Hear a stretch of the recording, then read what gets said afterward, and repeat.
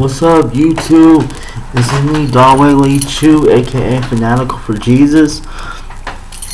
I'm coming to you right now. I'm gonna make an in-depth video. It's gonna be pretty long, but longer than my usual videos. But just bear with me. I promise you'll like what I have to say. As you can tell, I'm titling this video towards a Christian perspective on mental illness. I feel like there needs to be a Christ-centered focus on mental illness because, let's just face it, the church isn't kind of done the best at dealing with mental illness, and the world has actually been doing a better job at dealing with mental illness than the church has, for the most part. I mean, there are some good churches out there that do a lot for mentally ill people, but I think there needs to be more. There needs to be more people in the church speaking out about mental health issues and showing love to the mentally ill community. That being said, I want to talk about some of the common objections I hear from people, from well-meaning Christians who don't understand mental illness, but they try and give their 2 cents anyways. Anyway, so the first common objection I hear is, you're demon oppressed. And while it may be true that all sickness and diseases and stuff like that and ailments are the result of the fall, which was caused by the devil himself, it's not exactly true. This is a tricky subject because it's not exactly true that every single attack on a Christian is the direct result, is the direct action of the devil himself. Like we were just talking in my Bible study last night about the devil can't be everywhere at once. Only the Holy Spirit can be everywhere at once. The devil comes to and fro throughout the whole world, and he can't be in multiple places at the same time. So, people give too much credit to the devil by saying that he is the direct influence on everything bad that happens to a believer.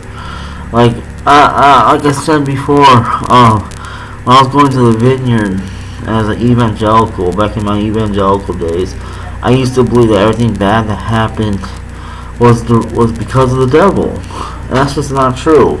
Yes, the devil is indirectly involved because he's the one that caused the fall and that plunged everybody into sin, but he's not directly involved in every single bad thing. Sometimes things just happen to believers and unbelievers alike that are just the result of psychological factors or living in sin or whatever. Like, there's all different kinds of reasons why someone is going through something bad right now. And in the case of mental illness, that's a psychological problem. It's a chemical imbalance in the brain, and that's why we take medication, because it balances out the chemicals in our brain and keeps us stable for the most part. So yeah, that's the first objection. The second objection I hear is, you just need to pray more. And while prayer is powerful, prayer does work. Prayer. There's a power in prayer when you pray in God's will, and the thing is, praying more isn't gonna make the voices go away. Praying more isn't gonna make the hallucinations go away. That's what they created medication for. Prayer will help us stay in God's will and be more aligned with what God wants in our lives. But prayer is not going to take away the voices or take away the hallucinations or the nasty thoughts that we get. Prayer isn't going to do that. And like, if you think prayer will do that, then you will misunderstand the use of prayer.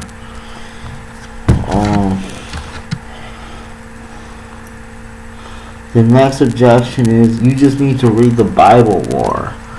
Okay, there is a benefit to reading the Bible. Like, I mean, but there's no scripture in the Bible that says you have to read the Bible every day.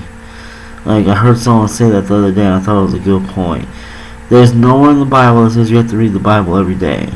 Anyone who thinks that you have to read the Bible every day, they're being legalistic, and they need to learn what the gospel is.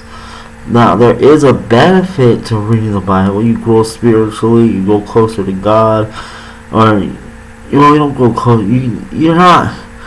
This is an issue I have with growing closer to God. I'm gonna go on a tangent for a second, but you can't get any more closer to God than being in either Christ or in Adam.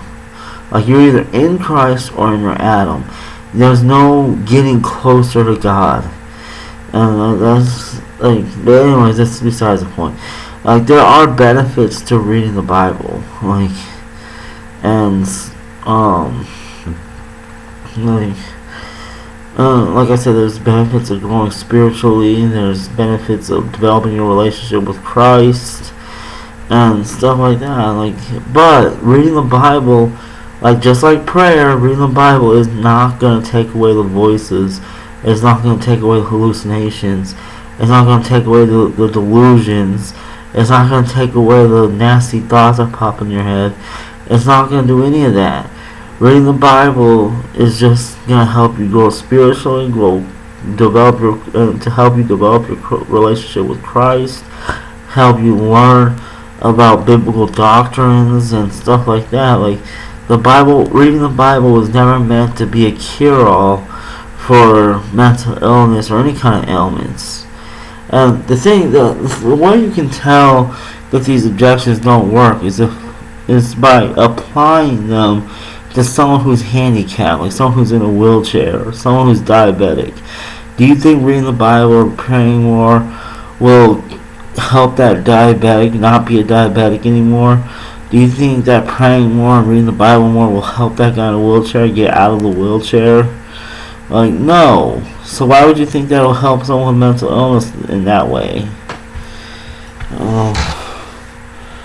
And the next objection is, oh, you just need more faith. That's my favorite one. You just need more faith. First off, faith is a gift from God. Like, it's not something you muster up on your own, and just, you can't muster up enough faith to do what's pleasing to God. Faith is a gift from God, and God gives a certain amount of faith to each person. To some people, He gives them more faith. To other people, He gives them less faith. But it's all a gift from God, and we shouldn't treat it as anything more than just a gift from God. So yeah, we should treat faith as something that's more than as something that's just a gift from God. It's not anything. It's not anything that's.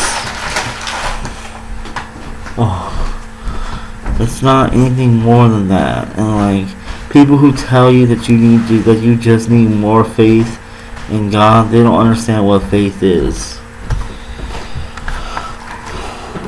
The next objection is you taking medication is a sign of a lack of faith. That's my next favorite one. Me taking medication is not a sign of a lack of faith. Me taking medication is a sign of me having faith in God, because I believe that God has given me medication to help me become stable. It's just like with diabetic, they have to take insulin so they can keep their sugar levels I think it's their sugar levels. I think to keep their insulin levels at a proper state, at a proper level, they have to take insulin shots. And in the same way as a mentally ill person, I have to take medication to make sure that mind is stable. You wouldn't tell a diabetic, oh, you taking insulin is just a sign of a lack of faith. So why would you tell a mentally ill person the same thing? Why would you tell them, oh, you taking medication is just a lack of faith? It makes absolutely no sense at all. Then the next part I want to get into is how has the church dealt with mental illness in the past? And some common things that I jotted down. I'm going to go into the history, a little bit of the history of the church and mental illness in a minute. But a couple things that I jotted down were they tended to ignore the mentally ill or pretend they don't exist. And that's the early church did do that. At least the early church in America did it. They either ignored the mentally ill or they pretended they didn't exist. If they got too out of hand, then they would just lock them up in mental asylums where they were treated the most horrendous treatment, such as electroconvulsive therapy or lobotomies. They were just treated to the most horrendous treatment known to man. Another thing the early church tried to do was try to cast out the demon inside them. They would try to perform exorcisms on the mentally ill, and that just caused all kinds of problems because mentally ill people are not demon oppressed or demon possessed. It's a psychological imbalance, and like when you try and cast out a demon, that can just cause all kinds of problems. That's just absolutely not good at all. But that's what the early church tried to do. Now time for a little bit of history of the Christian church and how they dealt with mental illness. I put down Augustine placed the mind in the spiritual realm, while Aquinas considered the soul the principle of intellectual operation. And I find this interesting because it just shows that Christians tended to, when it came to mental illness or the mind, they tended to spiritualize things. And there's Christians today that spiritualize everything as well. But back, even in Aquinas' day, Augustine's day, like they were trying to spiritualize the issue and make it. They didn't want to acknowledge that it was a physical, that it was a physical issue. That mental illness was a chemical imbalance in the brain, and they try to make the mind into some kind of spiritual, like it's in the I forget what the word was, but in the spiritual realm. That's what they try to do. They try to make them put the mind in the spiritual realm, and in a sense they were making mental illness into a spiritual problem. I just found that interesting. That's all. In the Middle Ages, the mentally ill were cared for in monasteries along with the physically ill. I thought that was pretty cool. And so in the Middle Ages, the mentally ill people were taken care of inside the monasteries by the monks, and they were being cared for alongside with the physically ill. That's a good thing that the church did for the mentally ill. And this was in the Middle Ages. This is before they even knew anything about mental illness to begin with, but they still knew enough to know that the mentally ill needed to be cared for, and they knew enough to treat the mentally ill just the same way as they would treat the physically ill. So I just thought that was interesting that they did that in the Middle Ages. The next point is during the Renaissance, there were some advances in medicine, but few in psychiatry. Psychological theories were based on Aristotle and Plato. That is kind of off topic, but I did think that was an interesting point. that it happened in the Renaissance where they're making all kinds of advances in medicine, and it just was interesting to me. Like it happened. Most of the psychological theories came through Aristotle and Plato, which I haven't really read enough of Aristotle and Plato. I should look them up sometime, read up on those some more. Because I didn't know that. I didn't know that that most of the psychological theories came through them. And I've studied psychology, but I don't remember them discussing that in psychology class. But so I thought that was interesting.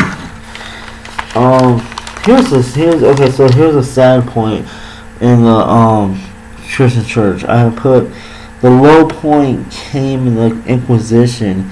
In 1487, two German Dominicans, James Springer and Heinrich Kramer, published. They're gonna butcher this name of the book, but I'm gonna try my best to say it. Hold on. It's Malleus Maleficarium, which means the witch's hammer, and it was a handbook about how to kill witches in the most horrendous ways too. And because of this book, many of the victims were undoubtedly mentally ill. So they were considering mentally ill people to be witches back then, and they were teaching people how to kill witches, which in turn they were killing mentally ill people in the most horrendous fashion. And that's just sad. Like, this going on during the Inquisition. It's a sad thing to think about.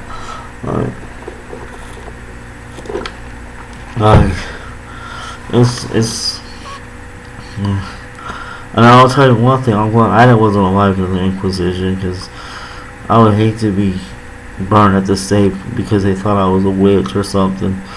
Yeah. And the other thing, the 18th century saw what Foucault refers to as the Great Confinement. Thousands of poor, petty criminals and mentally ill were incarcerated under barbarous conditions. This goes along with what I was saying earlier about how they locked in mentally insane people in insane asylums and treated them to the most horrendous treatments. Like, it was just... The early mental asylums were absolutely insane. The way they treated the mentally ill in these mental asylums, like back in the day. Like, I actually have a friend. Well, if you guys know Vape Time by now, but my friend Vape Time, his mom, if I remember correctly, she used to work at one of those mental asylums, and she could tell you how crazy they really got back then. Like, it was pretty insane. Now the next section I want to talk about is how has the church gotten better at dealing with the mentally ill. First thing I put down was first I want to say, while the church as a whole is not where it needs to be in dealing with the mentally ill, they're not perfect at it. They have gotten a lot better since the early years of the Christian church history. They have gotten better. They're making progress in how they deal with the mentally ill. They still have a long way to go. The church still has a long way to go, but they are making progress in how they deal with the mentally ill. So that's a good thing. Now, the first thing I put down was many churches are open to discussing the issues surrounding mental illness. I've noticed, I've been to different churches around the country, and I have noticed that many different churches are willing to at least discuss the issues surrounding mental illness. And that's a good thing, because that tells me that they're willing to learn to understand mental illness in people, and they're willing to open themselves up to hearing about the struggles, about someone who struggles with mental illness. And I think that's a wonderful thing. Like, it's a wonderful thing that they're willing to listen to what it's like to be in someone's shoes who has mental illness. The other point is many pastors are willing to work with psychiatrists concerning members of their church. I've read about stories about pastors who are teamed up with certain church members, psychiatrists, and they work together. They can to give the patient, the member of the church, a more holistic approach to mental illness. They're not only having their physical side taken care of by the psychiatrist, but they're also having their spiritual side taken care of by the pastor. And I do like that. I do. That's one thing. I wish that my church had a pastor, so he could work with me and my psychiatrist as well. Lord willing, eventually one day that'll happen. But it is important for pastors. Like, a lot of pastors, they feel ill-equipped. They don't know if they could work with the mentally ill. But that's why, if they team up with a psychiatrist to help out the mentally ill person, they can do a world of great work. They can do a world of great work in helping out their member of their church who struggles with mental illness. And yeah, so I think it's important for pastors to be willing to work with work with the patient's psychiatrist. The next thing is, many church members are willing to listen and try to understand the struggles of those who suffer with mental illness. And I kind of touched on this in the first point. A lot of church members are willing to listen to someone who struggles with mental illness and try to understand what they're going through so they can better help them. And I think that's a wonderful thing. I think that they should be willing to listen to someone who struggles with mental illness, understand where they're coming from, and to learn about what they're dealing with so that they can better help them out and better care for them and serve them. Right. The next point was, a lot of churches have support groups for those who deal with mental illness and their loved ones. And this is a point, actually, I didn't know about this until I read the book Troubled Minds: The Church's Mission and Mental Illness. It's by the author named Amy Simpson. And when I read that book, at the end of the book, she talks about different small groups that churches have that are directed towards either loved ones of someone with mental illness or with mental illness, and then they have support groups for mental illness people themselves. And I thought that was a good idea. Like, churches should have some support groups like that to serve the mentally ill community and the loved ones who deal with mentally ill people. A lot of churches do their best at showing care and concern for those who suffer with mental illness, even if they don't fully understand. And that's something I do give a lot of church members credit for, because even when I've been in churches where they didn't truly understand my mental illness, they still showed me that they cared for me and they had concern for me, like genuine care and concern for me. And I appreciate that. Like, they may not have understood completely what I was going through, but they still show care and concern for me, and even though I wasn't always receptive to it, I don't always accept it, but I still appreciated them for showing me care and concern, even if they didn't really understand. Hold on. feel kind of winded. This is a really long video. But, okay, so a lot of church members are willing to be educated about mental illness. And that's another thing I've noticed. A lot of church members are willing to be educated concerning mental illness. And I think that's a great thing, because that's where it's going to start. That's how the church is going to be able to help out mentally ill people, is by being educated in mental illness first. I suggest any church member to look up NAMI, the National Association of Mental Illness, and just look at their resources and read up on what they have so they can learn more about mental illness. I suggest whenever NAMI has a convention, I suggest that they go to the NAMI convention so they can better understand mental illness and learn more about mental illness, and be able to, like for instance, just like, I think it was last year, NAMI had a convention, and my elder and my sister and me went to the convention, and it was quite interesting. I mean, the stuff they talked about, me and my sister already knew, but my elder said he actually learned quite a bit at that convention about mental illness, stuff that he didn't know.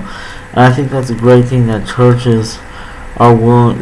members are willing to be educated about mental illness. And I think they should be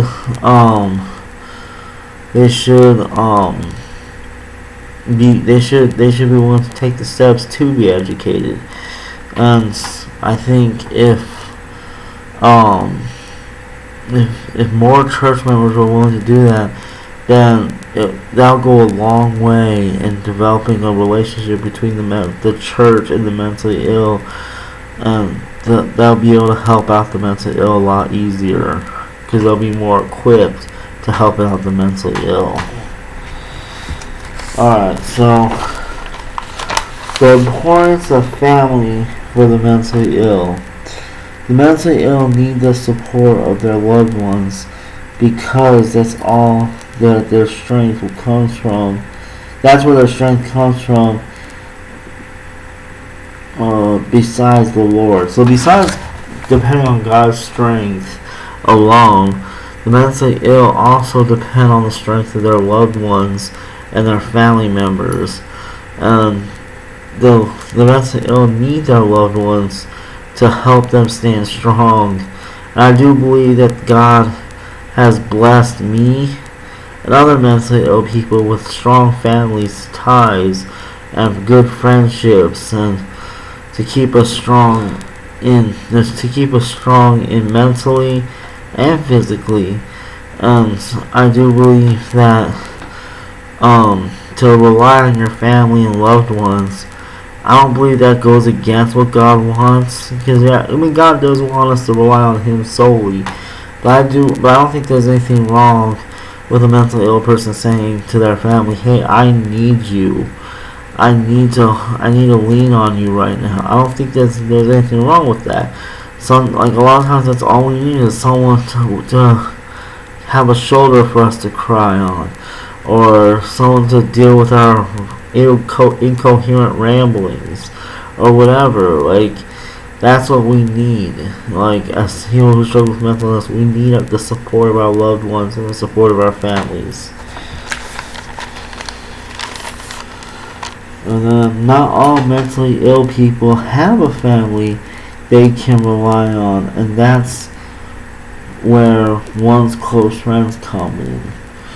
And that is a sad thing. When I hear about mentally ill people who don't have any family to rely on, then I definitely feel bad for them. I don't sympathize, but I do feel bad for those people, because I know, if it wasn't for my family and if it wasn't for my loved ones, I would be probably locked up in a mental asylum somewhere, or I'd probably be dead or something.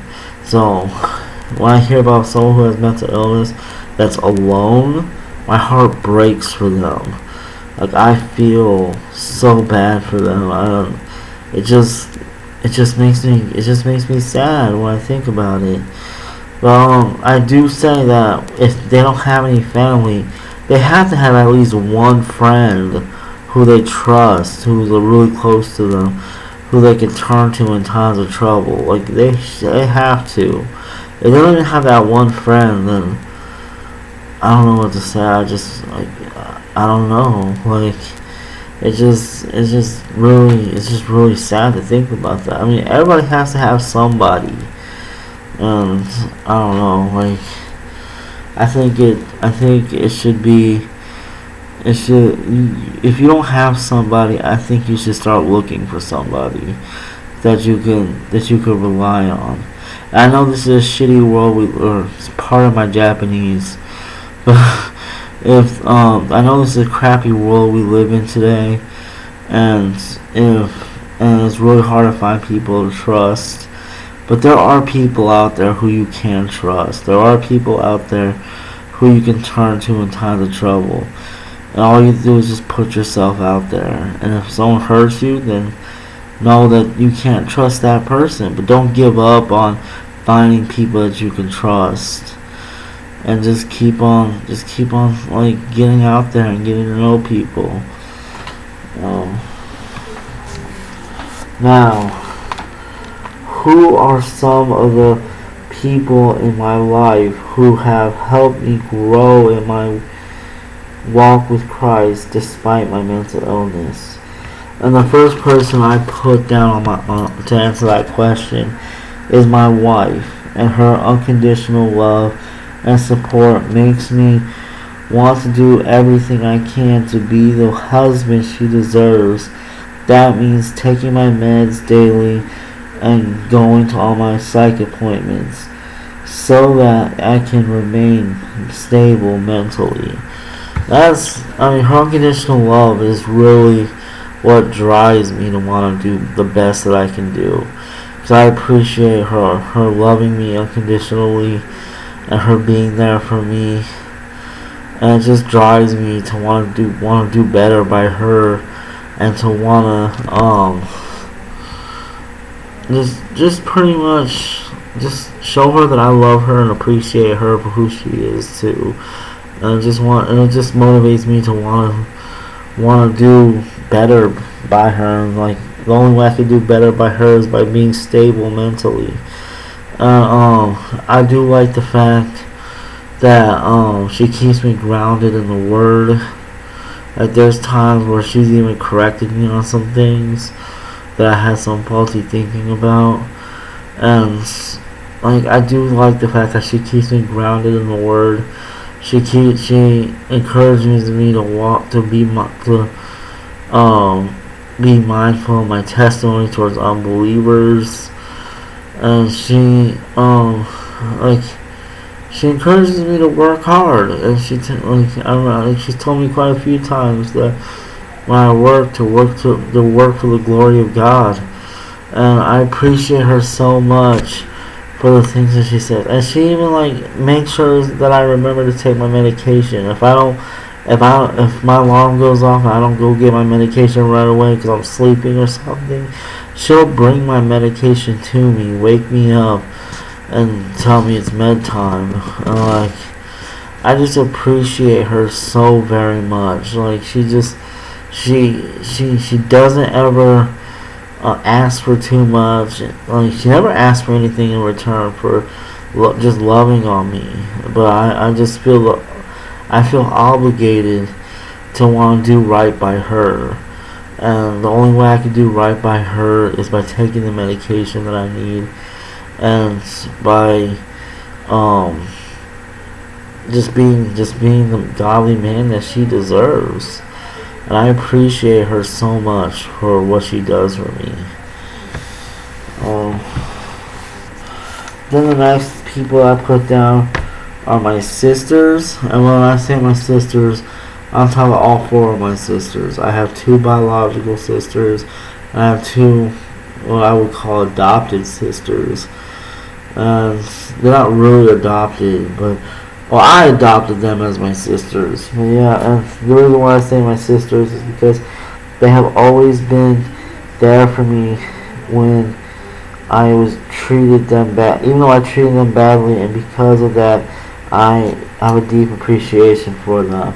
Like I haven't always been the best brother to my sisters. I treated them badly, and I just took them for granted, and yet they still remain there for me. No matter what, they're still there for me. They still show that they care for me, and I just appreciate them deeply, because I don't know where I'd be if it wasn't for them. And the next person that I want to put down is Vape Time. He's always been a brother to me, even when I wasn't always easy to deal with, and I will always have the utmost respect for him. I will. Like, when it comes to Vape Time, like, me and him have our disagreements on things, but I do have the utmost respect for him. Like, he's a stand-up guy, and I just have nothing but respect and love for Vape Time, and I just he's been there for me when my low periods. Like, he knows how low I can get. Like, he knows, like, he's seen me when I was suicidal, and when I was at my really low dark points, and I just appreciate him so much. Whew. Anyway, so if you got this far in the video, then thank you for watching. Like, if you have anything that you want to say, please post your comments in the comment section below. I'm dying to hear about what you all have to say about anything I talked about in this video. Like, I would love to know what you guys have to say about anything I talked about in this video. And, like, I don't know, this is definitely something that I think this is a topic Christians need to talk about more, because it's such a serious issue. Like mental illness is a serious issue that needs to be dealt with by the church. The time of ignoring mentally ill people is over. Now it's time to actually reach out and help out the mentally ill people and show them the love of Christ. And, like, it's just time to love on the mentally ill community, because the mental ill community has been ignored for far too long, and by the church. I mean the mental ill community is being what's the word I'm thinking of? Is being helped out by the world, but we shouldn't be leaving it up to the world to deal with the mentally ill community. We should be taking the front lines and being the first ones to help out the mentally ill community. And I think it's just not right for the church to sit on their hands on this issue and just pretend like, oh well, the world is handling it, so we can just leave it to them. No, it's our time to stand up. Like, no, we're gonna be the ones to help out the mentally ill community, and then actually go out there and do it. Anyway, so I'm rambling on now. I'm tired. I was up all night. I didn't get really that much sleep. So if I sound like I'm out of it today, well, that's because I've been up all night. Anyways, have a good day. God bless you, and deuces.